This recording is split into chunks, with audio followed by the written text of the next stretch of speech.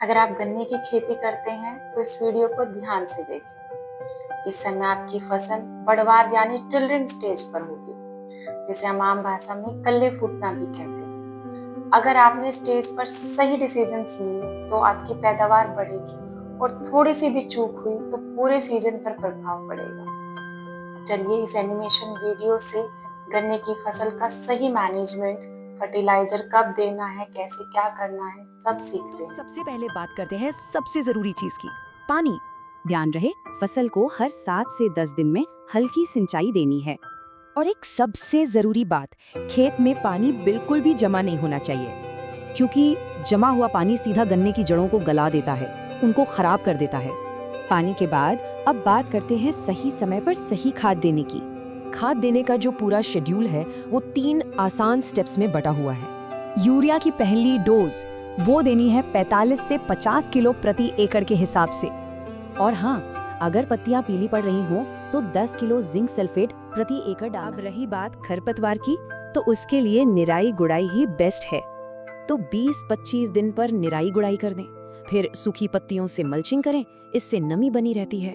पौधे जैसे जैसे बड़े होते हैं उन्हें मजबूती और सहारे की भी जरूरत पड़ती है।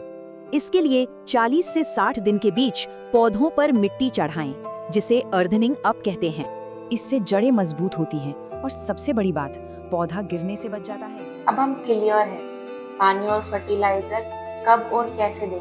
गन्ने की एक बहुत बड़ी समस्या है अर्ली शूट बोरर, जिसे हम आम भाषा में कनस्वा भी कहते हैं, जिससे कि गन्ने का ऊपरी भाग सूख जाता है, और अगर हम उसे निकालें तो बहुत आसानी से निकल भी जाता है। इसको हम डेड हार्ट भी कहते हैं।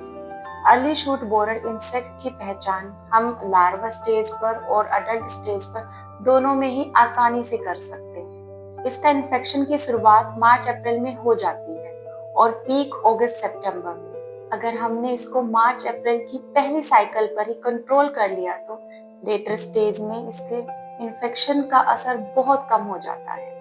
तो इसकी रोकथाम के लिए लिक्विड कोराजिन को 100 से 120 मिलीलीटर प्रति 200 लीटर पानी में मिलाकर 1 एकड़ खेत में पौधों के ऊपर स्प्रे करें, या 7.5 किलो फर्टेरा पर एकड़ जमीन पर पौधों के पास डालें।